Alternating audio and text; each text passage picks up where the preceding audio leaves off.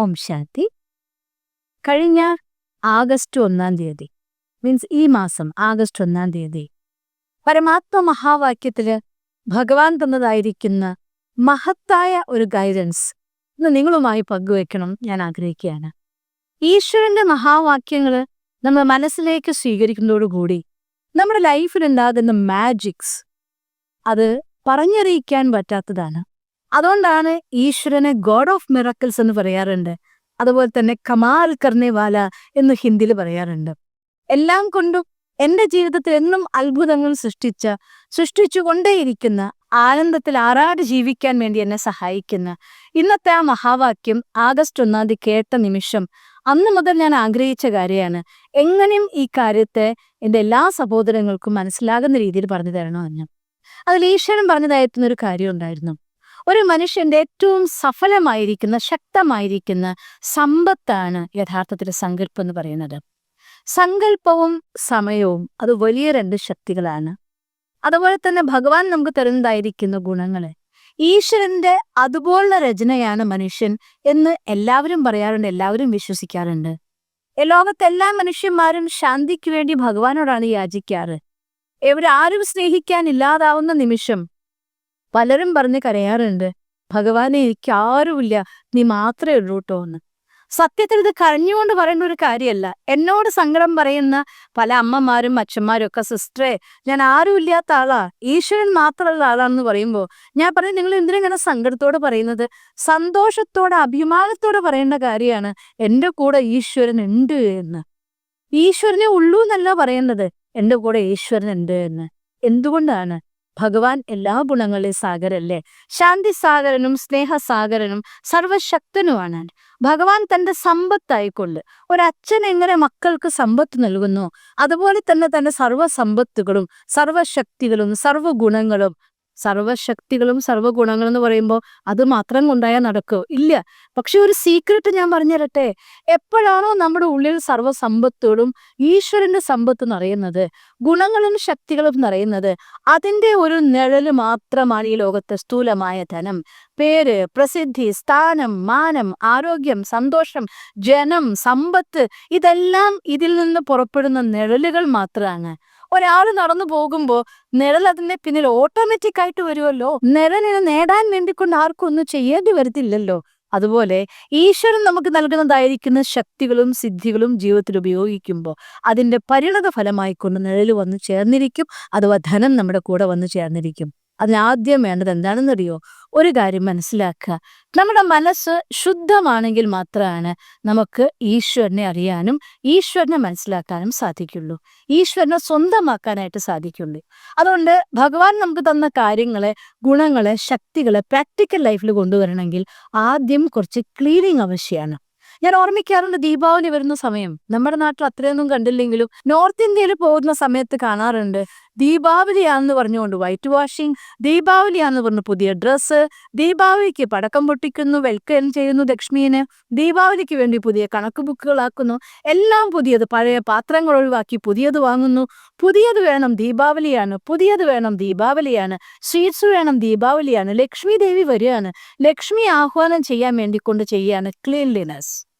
അതുകൊണ്ട് ആദ്യം നമുക്ക് ലക്ഷ്മി ആഹ്വാനം ചെയ്യാൻ വേണ്ടിക്കൊണ്ട് ധനം നമ്മുടെ ലൈഫിൽ വരാനും സ്ഥിരമായി നിൽക്കാനും സാധിക്കണമെന്നുണ്ടെങ്കിൽ ഒരു കാര്യം ആവശ്യമാണ്, നമുക്കും നമ്മുടെ ഉള്ളിൽ ലക്ഷ്മിയെ ആഹ്വാനം ചെയ്തേ പറ്റൂ. ലക്ഷ്മി മീൻസ് വൃത്തിയെ ആഹ്വാനം ചെയ്തേ പറ്റൂ, ശുദ്ധി ആഹ്വാനം ചെയ്തേ പറ്റൂ. അതുകൊണ്ട് അവനവനെ ക്ലീൻ ചെയ്യാൻ വേണ്ടിക്കൊണ്ട് പ്രഭാതത്തിൽ ഉണർന്നാൽ എങ്ങനെയാണോ ബ്രഷ് ചെയ്യാനും കുളിക്കാനും നമ്മൾ നിർബന്ധമായിട്ട് സമയം കണ്ടെത്തുന്നത്, അതുപോലെ തന്നെ ശരീരത്തിന്റെ ശുചീകരണത്തിനോളം തന്നെ പ്രധാനപ്പെട്ട ഒന്നാണ് മനസ്സിന്റെ ശുചീകരണം. മനസ്സിനെ ശുദ്ധീകരിക്കാൻ വേണ്ടിക്കൊണ്ട് നിർബന്ധമായിട്ടും നമ്മൾ മെഡിറ്റേഷനും പഠിപ്പും രണ്ട് കാര്യം കൊണ്ടുവന്നേ പറ്റുള്ളൂ. ദിവസത്തിൽ മിനിമം ഒരു ½ an hour പോട്ടെ, അത്രയും തിരക്കാണോ നിങ്ങൾക്ക്, ഉറക്കം കുറച്ചിട്ട് ഒരു 15-20 മിനിറ്റ് സമയം പ്രഭാതത്തിൽ എഴുന്നേറ്റ് മെഡിറ്റേഷൻ. എങ്ങനെയാണോ സൂര്യകിരണങ്ങൾ ഏതൊരഴുക്കിനെയും കത്തിച്ചു കളയുന്നത്, അതുപോലെ പരമാത്മ പ്രകാശത്തെ നമ്മുടെ ഉള്ളിലേക്ക് പ്രവഹിപ്പിച്ചുകൊണ്ട് നമ്മുടെ ഉള്ളിൽ നിന്ന് എല്ലാ നെഗറ്റീവായിരിക്കുന്ന എനർജിയും ഒഴിവാക്കി ക്ലീൻ ചെയ്ത് ഈ ശരീരത്തിൽ ഓരോ കോശങ്ങളെപ്പോലും ക്ലീൻ നീറ്റാക്കിക്കൊണ്ട്, എങ്ങനെ വിഷൻ കാണുന്നതെന്ന് വെച്ചാൽ നമ്മുടെ സങ്കല്പം കൊണ്ട്. ഞാൻ ഒരു കാര്യം പറയാണ് ഈ കാര്യം പറയുമ്പോൾ, ഇതിനൊരു പെർഫെക്റ്റ് ഫോം എന്ന് പറയുന്നത് രാജയോഗ മെഡിറ്റേഷനാണ്. നിങ്ങളുടെ അടുത്തുള്ള ബ്രഹ്മകുമാരി സെന്ററിൽ പോയിക്കൊണ്ട് രാജയോഗ മെഡിറ്റേഷൻ നിങ്ങൾക്ക് ഫ്രീ ഓഫ് കോസ്റ്റിൽ പഠിക്കാനുള്ള ഓപ്ഷൻ ഉണ്ട്.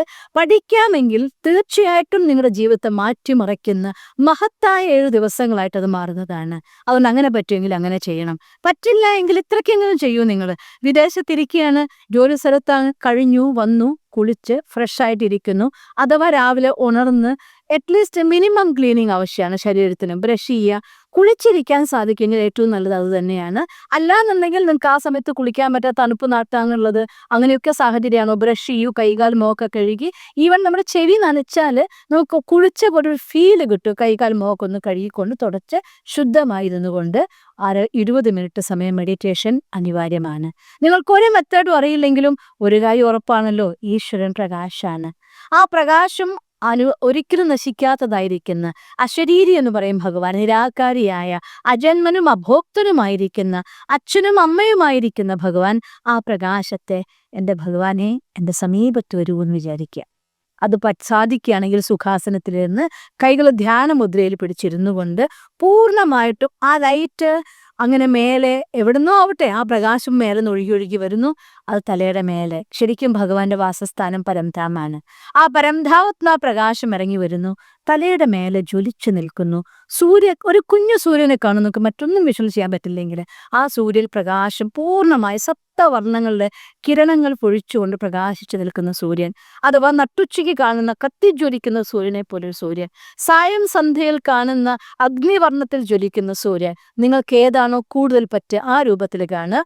ആ രൂപത്തിനോതായിട്ടുള്ള പ്രകാശം ഉള്ളിലിരിക്കുന്ന ആത്മാവായി എന്നിൽ നിറഞ്ഞ് ആ പ്രകാശം അങ്ങനെ ഫുൾ ബോഡിയിലേക്ക് ഇങ്ങനെ ഒരു ഷവറിന് താഴെ നിൽക്കുമ്പോൾ വെള്ളം ഒഴുകി നിറയും പോലെ ആ പ്രകാശം ഒഴുകി ഈ ദേഹത്തിനുള്ളിൽ മുഴുവൻ പ്രവഹിക്കുകയാണ്. ബ്ലഡിലൂടെ ശരീരത്തിൽ ഓരോ കണങ്ങളിൽ, മാംസപേശികൾ, അസ്ഥിയിൽ, ഇനി ഈ പ്രകാശം തൊടാത്ത ഒരു കണം പോലും ഈ ദേഹത്തിലില്ല എന്നുള്ള ഫീലില് ആനന്ദം അനുഭവിച്ച് ഒഴുകിക്കൊണ്ടേയിരിക്കുകയാണ്. അത് ഞാൻ കണ്ടുകൊണ്ടിരിക്കുകയാണ്.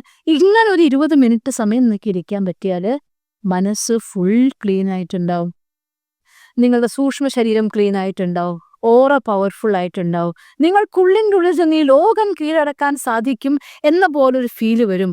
അത് കഴിഞ്ഞ ശേഷം ആ ശക്തി എടുക്കുമ്പോൾ ഈശ്വരൻ്റെ ശക്തിയുടെ സ്നേഹമുണ്ട്, ശാന്തിയുണ്ട്, ശക്തിയുണ്ട്, പവിത്രതയുണ്ട്, സുഖമുണ്ട്, ആനന്ദമുണ്ട്, സർവ്വതമുണ്ട്. അതുകൊണ്ട് ആ ഗുണം വന്ന ശേഷം എനിക്ക് ഇന്നത്തെ എൻ്റെ ലൈഫിൽ എന്തൊക്കെ എനിക്ക് ചെയ്യാനുള്ള കാര്യങ്ങളുണ്ടോ ഈശ്വരനോട് പറഞ്ഞുകൊണ്ട്, നിങ്ങൾ എന്തെങ്കിലും ഒരു സിറ്റുവേഷൻ വരുമ്പോൾ ഈ ഒരു കാര്യം, സപ്പോസ് നിങ്ങൾക്കൊരു സഹിക്കേണ്ട സമയം വരികയാണ്, നിങ്ങൾ തെറ്റ് ചെയ്യാത്ത കാര്യമാണ് ചീത്ത കേൾക്കുന്നത്, ആ സമയം സഹിക്കേണ്ടി വരികയാണ്. പറഞ്ഞു കഴിഞ്ഞാൽ നിങ്ങളുടെ ജോലി വലിയ പ്രശ്നത്തിലാവും, അല്ലെങ്കിൽ വീട്ടിൽ ഭയങ്കര ഇഷ്യൂ നടക്കും. അതുകൊണ്ട് ഞാൻ സഹിക്കാമെന്ന് വിചാരിച്ചോളൂ. ഭഗവാനോട് സംസാരിക്കാൻ എളുപ്പമായിട്ട് പറ്റും. ഭഗവാജി നിന്റെ ശക്തി എൻ്റെ നിറയാണ്. ഈ കാര്യം മിണ്ടുന്നേ ഇല്ല, ഞാൻ കേൾക്കുന്നുമില്ല, ഞാൻ അറിയുന്നുമില്ല. ആ രൂപത്തിൽ നിങ്ങളെ ചേഞ്ച് ചെയ്യാൻ പറ്റും. ഇങ്ങനെ മനസ്സിനെ കാമാക്കി ക്ലീൻ ചെയ്തുകൊണ്ട് ഭഗവാന്റെ ശക്തി നിറച്ചുകൊണ്ട് നിങ്ങളുടെ ഏതൊരു കാര്യത്തിൽ പോകുമ്പോഴും ഈശ്വരനെ കൂട്ടുകാരനാക്കി ചെയ്യുകയാണെങ്കിൽ നമ്മുടെ സങ്കല്പം, നമ്മുടെ ഊർജം 100% പോസിറ്റീവായി കഴിഞ്ഞു.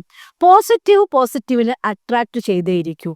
പറ്റുമെങ്കിൽ നിങ്ങൾ ദിവസവും ബ്രഹ്മകുമാരി ശിശു വിദ്യാലയത്തിലെ ക്ലാസ് നിങ്ങൾക്ക് പഠിക്കാൻ പറ്റുമെങ്കിൽ, ജ്ഞാനം അറിവാകുന്ന ധനം പറയാറുണ്ടല്ലോ, വിദ്യാധനം സർവധനാൽ പ്രധാനം. ഈ ലോകത്തിൽ ഏറ്റവും പരമപ്രധാനമായിരിക്കുന്ന വിദ്യയാണ് രാജഗുഹ്യ വിദ്യായോഗം. ആ ജ്ഞാനസാഗരനായിരിക്കുന്ന ഭഗവാന്റെ ആ ജ്ഞാനത്തിന് ഉൾക്കൊണ്ടുകൊണ്ട് ആ മുത്തുകളെ ഹൃദയത്തിൽ നിങ്ങൾക്ക് കൊണ്ടു നടക്കാൻ സാധിക്കുമെങ്കിൽ നിങ്ങളെപ്പോലെ ഭാഗ്യശാലി ആരും ഉണ്ടായിരിക്കില്ല. നിങ്ങളുടെ അടുത്ത് ആകർഷിച്ചു വരുന്നത്ര ധനം ആകർഷിച്ചു വരുന്ന ഒരു സ്ഥലവും ഉണ്ടായിരിക്കില്ല. അതുകൊണ്ട് ശ്രേഷ്ഠ ധനം കൊണ്ടും നല്ല സന്തോഷം കൊണ്ടും നിറയ്ക്കാൻ വേണ്ടിക്കൊണ്ട് നമുക്കുള്ളതൊക്കെ കൊടുക്കും തോറും കുറയുന്നതാണ് സ്ഥൂലമായ വസ്തുവെങ്കിൽ, കൊടുക്കും തോറും കൂടുന്നതാണ്, ഉപയോഗിക്കും തോറും വർദ്ധിക്കുന്നതാണ് സൂക്ഷ്മമായിരിക്കുന്ന സമ്പത്ത്. ഭഗവാനിൽ നിന്ന് ശക്തി ആവാഹിച്ച ശേഷം നിങ്ങൾ ഏത് കാര്യത്തിനും വേണമെങ്കിലും ക്ഷമിക്കേണ്ടി വന്നാൽ ക്ഷമിക്കാൻ പറ്റും, സ്നേഹം കൊടുക്കേണ്ടി വന്നാൽ സ്നേഹിക്കാൻ പറ്റും. ഒരാളെ തെറ്റ് കണ്ടു കഴിഞ്ഞാൽ സ്നേഹത്തിന്റെ ശക്തി കൊണ്ട് തിരുത്താനാകും. മോട്ടിവേഷൻ വേണമെങ്കിൽ കൊടുക്കാൻ സാധിക്കും. നിങ്ങൾക്കറിഞ്ഞുകൊണ്ട് എന്തും കൊടുക്കാനുള്ളതായിരിക്കുന്ന ആ ദിവ്യമായിരിക്കുന്ന ശക്തി വരും. അതിൻ്റെ പേരാണ് ബുദ്ധിശാലി എന്ന് പറയുന്നത്. അതുകൊണ്ട് ജീവിതത്തിലെ ബുദ്ധിയും ശക്തിയും രണ്ടും ഒന്നിച്ചുകൊണ്ട് ധനവും സന്തോഷവും ആരോഗ്യവും നിറഞ്ഞ ജീവിതം സ്വന്തമാക്കാൻ ഈ ഒരു സിമ്പിൾ മെത്തേഡ് ജീവിതത്തിൽ സ്വന്തമാക്കിയാൽ മതിയാവും. നിങ്ങൾക്ക് അങ്ങനെ സാധിക്കട്ടെ എന്ന് സർവശക്തനായ ഭഗവാനോട് പ്രാർത്ഥിക്കുന്നു. ഓം ശാന്തി.